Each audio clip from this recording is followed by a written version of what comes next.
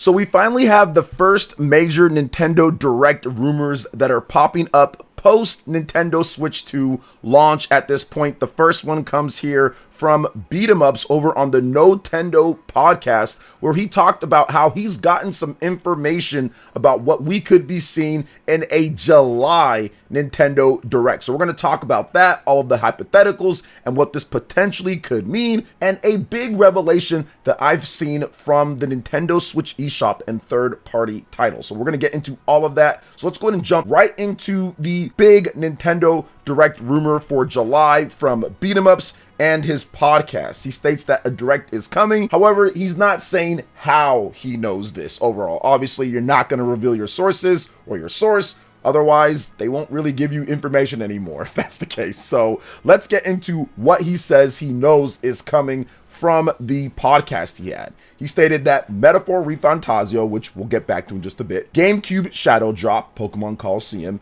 Death Stranding Director's Cut S on the Nintendo Switch 2, so that'd be the first time that Death Stranding is making its way to a Nintendo platform, if all of this is correct, of course. The Witcher 3 Nintendo Switch 2 edition, Metroid Prime 4 release date, and then the one more thing could be a Isabelle teaser trailer for Animal Crossing in 2026. So let's go ahead and break down just these announcements here. And keep in mind, guys, he's not saying that he knows all of the show or everything at the show. He's just stating that he got a few announcements when it comes to what he's heard. So let's start off with Metaphor ReFantazio. Yes, Metaphor ReFantazio is coming. Now, I don't know if it's going to be announced hypothetically at the show, not at this point, or later down the line. But yes, information in terms of Metaphor ReFantazio coming over is definitely likely accurate overall. Now, I do want to see what else they do when it comes to Persona 3 Reload. I think that could come over, and even Soul Hackers 2 as well. Those are other games from Atlas to look out for when it comes to a Nintendo Direct. GameCube Shadow Drop, this almost seems very likely that Nintendo would do something like this. We've seen it before for other systems where they actually just shadow drop or announce systems when it comes to the NSO and games that are coming. So yes, Nintendo can pull a trigger at any time when it comes to various different GameCube games or other NSO games coming. So yes, expect those. Sometimes those are some of the best announcements. I would love to see Sega get involved and bring out like Phantasy Star, some of those ones from the GameCube with some online play. I think that would be awesome because those had split screen co-op. So I think that'd be great. Next up, Death Stranding Director's Cut S. I mean, it seems potentially, that's on every system but a Nintendo platform. So I'm guessing that they could bring out that type of game. And I'm not a big Death Stranding fan myself at all. I did play it on the PlayStation 4 back when it came out in 2019 and I did not like it. But for those, I think it'd be a pretty interesting experience to play anywhere that you want. You can play the game on Steam Deck already, so why not Nintendo Switch 2 if that's the case? So yeah, maybe. Witcher 3 Nintendo Switch 2 edition, that makes sense. If you look at The Witcher 3 on the Nintendo Switch 1, it's a great effort overall from CD Projekt Red and the team that they got to help them work on that. But it is a little crusty overall. I've tried it myself, and I've never really been big into the Witcher franchise, although I've played all of the main Witcher games. I've just never really gotten into it at all, and I've tried with pretty much every single platform. So I don't think this would make me get into it any more than before, but if they did update The Witcher 3, that would be good. We have Cyberpunk 2077 on the Nintendo Switch 2, and it's great. I would love for there to be a Witcher 3 upgraded edition that runs and looks better than what we got on the Nintendo Switch 1, because you can play the Switch 1 game on the Switch 2, but it's a bit blurry and it's not running at 60 and it's a bit unstable sometimes with the frame rate, but it's actually solid considering the Nintendo Switch 1 hardware and where they were porting over from PS4 and Xbox One. So that does seem like it could happen as well. Plus the Xbox and PlayStation, they also got some updates when it comes to The Witcher 3, so it just makes sense.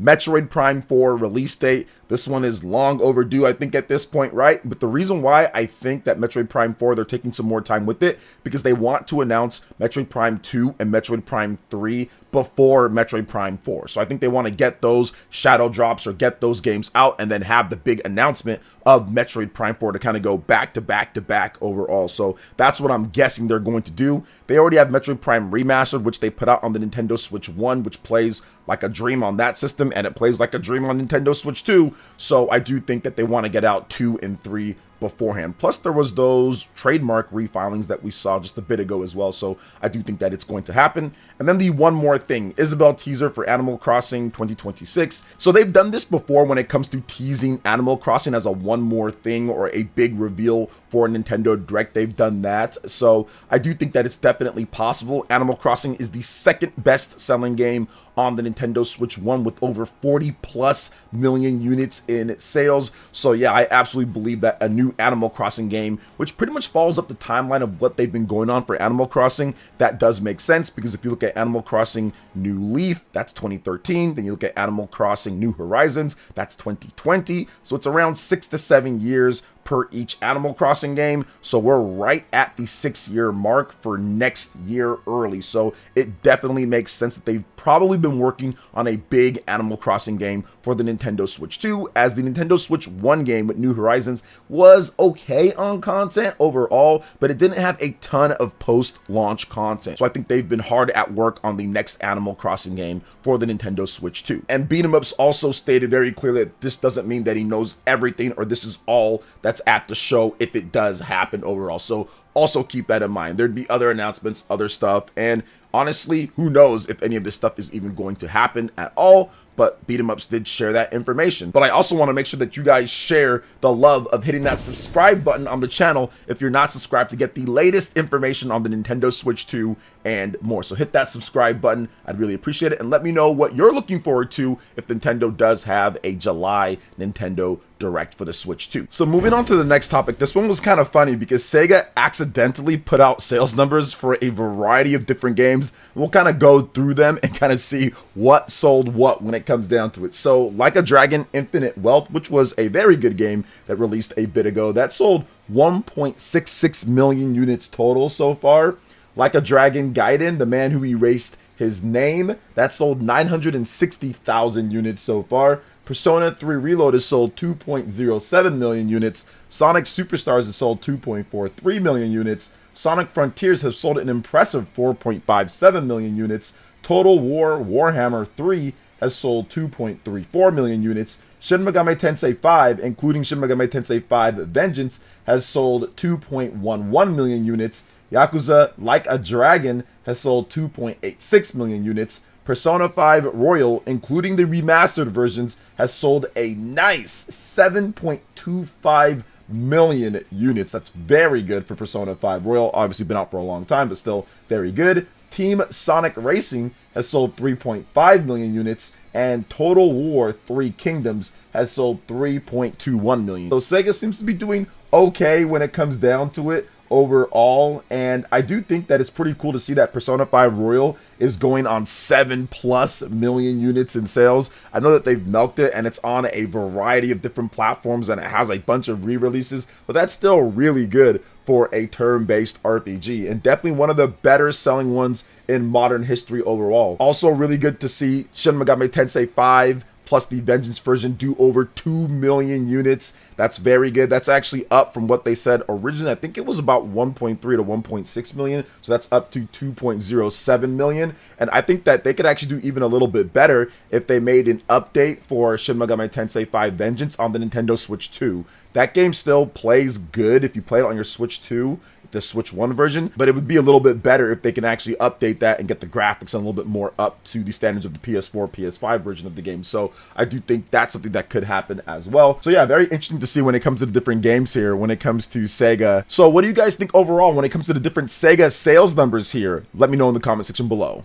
But now we're going to move on to the next topic here, and that is the Nintendo Switch 2 eShop charts for June 22nd, 2025. I want to go over some of this because there was a lot of talk when it comes to third-party games and kind of what's going on there. So let's look down the charts and let's see what's actually selling. We've got the top 15 overall, and we're going to go from the bottom to the top, and we're going to start off at number 15. We got Fast Fusion. 14, Rune Factory Guardians of Azuma Nintendo Switch 2 Edition. 13, Nintendo Switch 2 Welcome Tour. 12, Bravely Default Flying Fairy HD Remaster. 11, Legend of Zelda Breath of the Wild Switch 2 Edition. 10, Tears of the Kingdom Switch 2 Edition.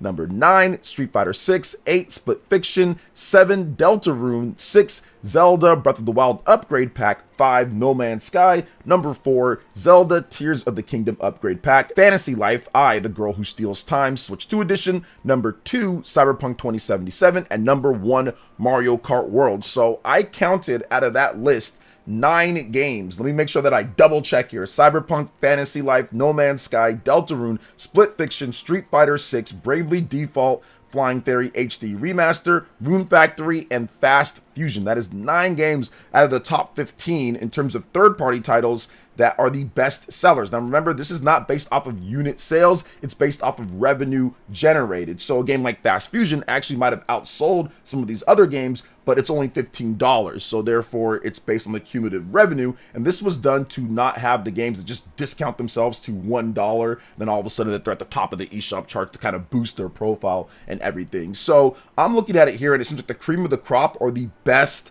third-party games on the Nintendo Switch 2, those are the ones that are selling pretty good overall, because pretty much these are the best third-party titles when it comes to Cyberpunk, Street Fighter, Split Fiction, Deltarune, Rune Factory, Fast Fusion. These are the best titles, Bravely Default, and the ones that maybe aren't the best value or potentially a bit too high or don't have good upgrade paths or other things like that, those are the games that aren't doing as well, it seems. But as more people actually get the Nintendo Switch 2 and more people actually pick up the system, like we saw with Nintendo Switch 1, there'll be more sales and there'll be more things that people pick up when it comes to first and of course third party. So I'm looking at overall in a scope and scale in comparison to what some people are saying online and some of the discourse that's out there, and I'm not 100% sure if the active, I would say, contributing sales overall tell a bit of a different picture than what some people are trying to paint, in my opinion at least, because you've got third-party games here outselling eShop-wise first-party Nintendo games on this list. But I'm looking forward to playing a lot of this stuff. I've only picked up games that are actually on the physical cartridge. I haven't picked up any key cards or just straight up digital games just yet. I got Cyberpunk, I got Rune Factory. I'm definitely planning on picking up Bravely Default. I'm planning on picking up Street Fighter. I'm definitely going to pick up Split Fiction at some point. I'm going to pick up Fantasy Life. There's a number of games, but I'm waiting for some of them to get some sales or some other things, and the ones that were actually physically on cartridge, I picked those up. But yeah, even a game like Street Fighter 6, that's a title that's actually doing pretty well from what I understand when it comes to keycard plus the digital sales, and we see it right here in the top 10. So what do you guys think overall when it comes to everything that we talked about here with the Nintendo Switch 2 eShop sales, and of course what's going on with the potential Nintendo Direct in July? Let me know in the comment section below. All right, guys, that's going to wrap it up for this video here. Thank you so much for watching. I do appreciate it. Please make sure you hit that like button, subscribe if you're someone new, click that notification bell, and check out my other Nintendo Switch 2 RPG content and more right here on screen. Thanks for watching, and we'll catch you guys for the next one. Peace.